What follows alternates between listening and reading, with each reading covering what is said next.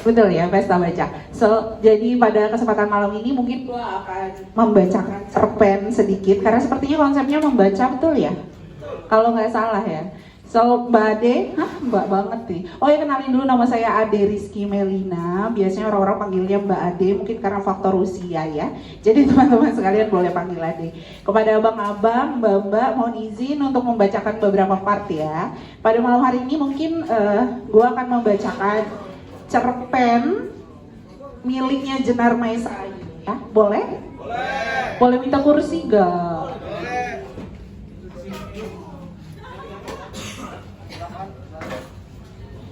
So, boleh jadikan suara gua sebagai background aja, activity kayak biasa, boleh main game, boleh sambil gambar, baca, so jangan fokus-fokus amat lah ya, karena konsepnya membaca. Pada kesempatan malam hari ini gua akan bacakan cerpen miliknya Jenar Maesa yang judulnya Kunang-Kunang Dalam Bir. Udah ada yang pernah baca mungkin? Belum? Thank you ya Fahmi tadi performnya, appreciate.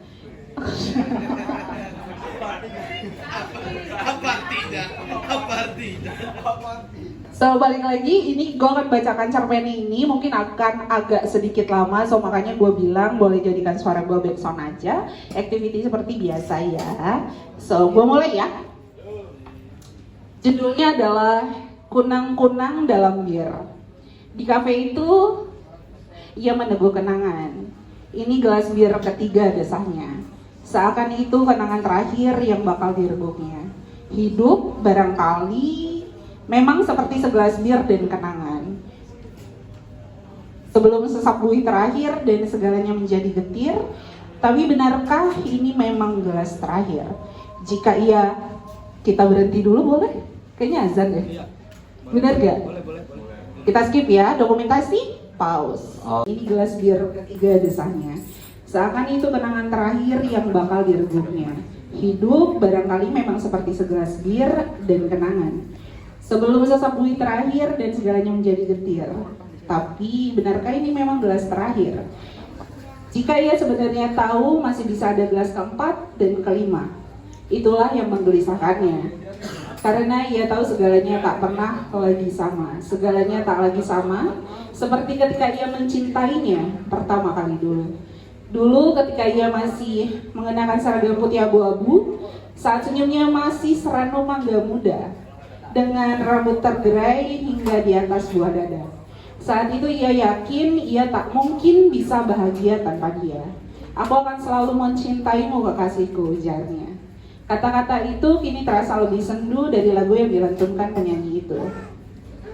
I just call to say I love you. Tapi mengapa bukan sendu lagu itu yang ia katakan dulu? Ketika segala kemungkinan masih berpintu. Mestinya saat itu ia tidak membiarkan ia pergi. Tak membiarkan ia bergegas meninggalkan kafe ini dengan kejengkelan yang akhirnya tak pernah membuatnya kembali. Waktu bisa mengubah dirinya, tapi waktu tidak bisa mengubah perasaannya, kenangannya. Itulah yang membuatnya selalu kembali ke kafe ini. Kafe yang sesungguhnya telah banyak berubah. Meja dan kursinya tak lagi sama, tapi segalanya masih terasa sama dalam kenangannya. Ya, selalu ke kafe ini ya kembali. Untuk gelas bir ketiga yang bisa menjadi keempat bahkan kelima.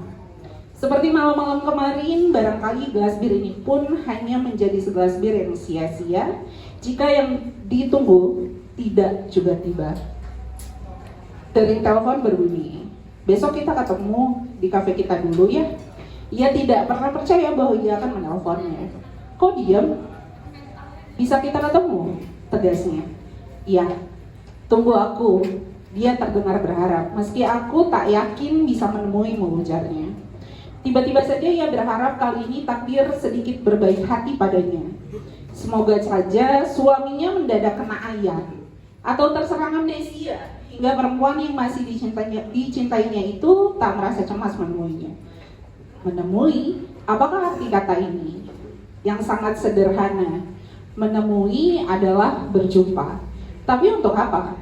Hanya untuk sebuah kenangan atau adakah yang masih berharga dari ciuman-ciuman masa lalu itu? Masa yang harusnya mereka jangkau dulu.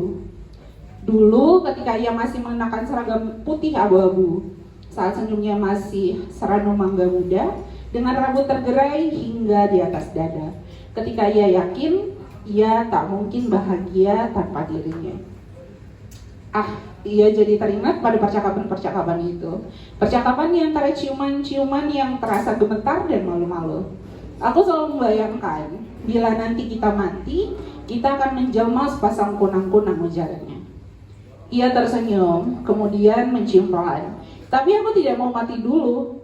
Kalau begitu, biar aku yang mati dulu. Dan aku akan menjadi kunang-kunang yang setiap malam mendatangi kamarmu. Ia tertawarnya. Lalu apa yang akan kamu lakukan bila menjadi kunang-kunang? Aku akan hinggap di dadamu, tegasnya.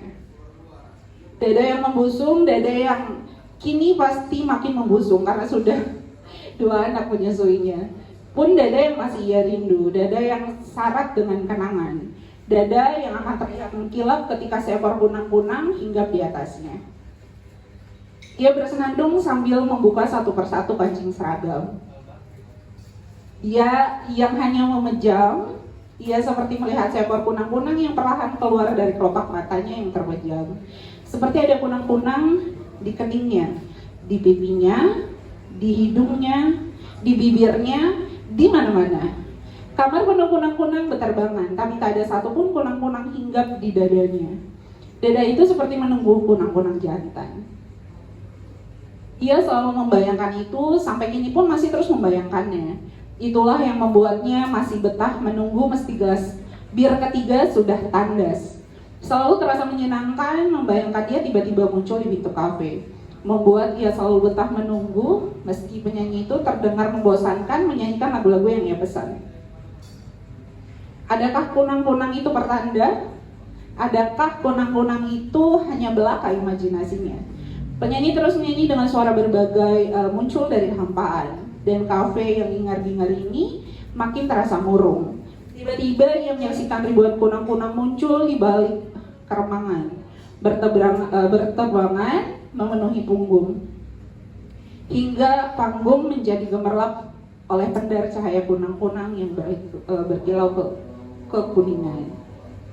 Gelas birnya sudah tidak berbusa, hanya kuning yang diam. Tidak seperti kunang-kunang beterbangan, gemerlapan berpendar kekuningan. Kuning di gelas birnya mati, sementara kuning di luar birnya gemerlapan kunang-kunang hidup.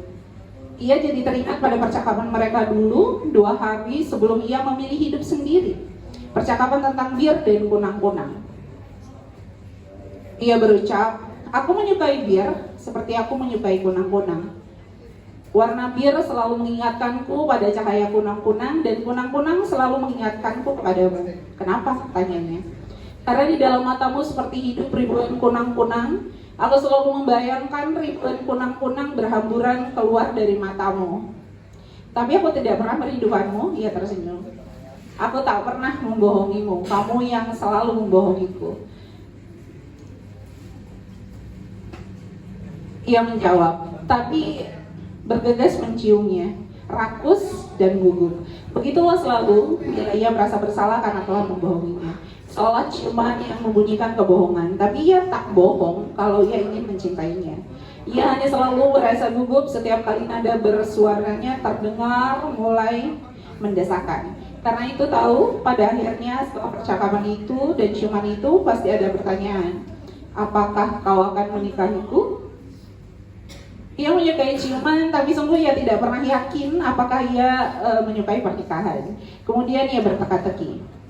Apa persamaan bir dengan kunang-kunang? Ia pun menggeleng. Keduanya akan selalu mengingatkanku padamu. Bila kau mati dan menjelma menjadi kunang-kunang, aku akan menyimpanmu dalam botol bir.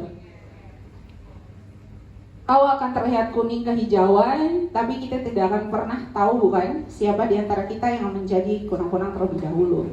Kita tidak akan pernah bisa menduga takdir. Kita bisa meminta segelas bir, tapi kita tidak pernah bisa meminta takdir. Hidup pada akhirnya memang pilihan masing-masing, kesunyian masing-masing. Sama seperti kematian. Semua akan mati karena itulah hukuman yang sejak lahir sudah manusia emban. Tapi manusia tetap bisa memilih cara untuk mati, dengan cara wajar atau bunuh diri, dengan usia atau dengan cinta, dengan kalah atau dengan menang. Pada saat itu ia tahu bahwa akhirnya perempuan yang paling ia cintai benar-benar menikah, bukan dengan dirinya. Pada saat itulah ia menyadari ia tidak menang dan perlahan-lahan berubah menjadi kunang-kunang. Kunang-kunang yang membara dari kesepian-kesepian. Kunang-kunang yang setiap malam berkaitan di kaca jendela kamar tidurnya. Pada saat itulah ia berharap dan tergagap bangun, memandang ke arah jendela dan mendapati seekor kunang-kunang yang bersikeras menerobos kaca jendela. Tapi pasti tahu betapa kunang-kunang itu ingin hinggap di dadanya, sementara suaminya tertidur pulas di sampingnya. Aku memilih menikah dengannya karena aku tahu hidup akan menjadi lebih mudah dan gampang ketimbang aku menikahimu, ujarnya. Itu yang diucapkannya dulu di kafe ini saat mereka terakhir bertemu. Jangan hubungi aku, ketusnya. Lalu ia menciumnya lama. Bagi ia ciuman itu seperti harum bir yang pernah terhapus dari mulutnya. Barangkali segala akan menjadi mudah bila saat itu diakhiri dengan pertengkaran seperti kisah dalam sinetron murahan. Misalnya, ia menamparnya sebelum pergi, memaki-maki, atau kata-kata sejenis yang penuh kemarahan, bukan sebuah ciuman yang tak mungkin ia lupakan. Dan kini seperti malam-malam kemarin ia ada di kafe kenangan ini. Kafe yang harum bir, kafe yang mengantarkannya pada sebuah ciuman panjang di bibir. Kafe yang selalu membuatnya meneguk kenangan dan kunang-kunang di dalam bir. Ini gelas bir ketiga desahnya. Seakan itu kenangan terakhir yang bakal direbuknya. Hidup barangkali memang seperti segelas bir dan kenangan. Sebelum sesak buih terakhir dan segalanya menjadi getir, tapi benarkah ini memang gelas terakhir? Jika iya, sebenarnya tahu masih bisa ada gelas keempat dan gelas kelima. Hei, ini gelas bir ke-6, ucapnya. Dan masih menunggu, melirik ke arah penyanyi itu dan masih saja menyanyi dengan suara sendu. Ia melihat pelayan itu sudah setengah mengantuk. Tinggal ia seorang di kafe. Barangkali bila ia bukan pelanggan yang setiap malam berkunjung, pasti pelayan itu sudah mengusirnya dengan halus. Sudah malam, sudah tak ada lagi waktu buat meneguk kenangan. Pada gelas ke-8 akhirnya ia bangkit, lalu memanggil pelayan dan membayar harga 8 gelas kenangan yang sudah direbuknya habis. Ya, malam pun hampir habis. Sudah tak ada lagi waktu buat kenangan. Sudah tak ada kenangan dalam gelas bir ke-8. Setiap kenangan pada akhirnya punya akhir, bukan? Inilah terakhir kali aku ke kafe ini, batinnya. Besok aku akan kembali. Kemudian ia beranjak pergi. Malam makin mengendap. Tamu terakhir sudah pergi. Diam dan setengah mengantuk para pelayan kafe membersihkan kursi. Bartender merapikan gelas-gelas yang bergelantungan. Sebentar lagi penjaga malam akan menutup pintu. Pada saat itulah terlihat seekor kunang-kunang memasuki kafe. Kunang-kunang itu terbang, melayang berputaran sebelum akhirnya hinggap di gelas bir yang telah kosong. Ya, begitulah cerpennya.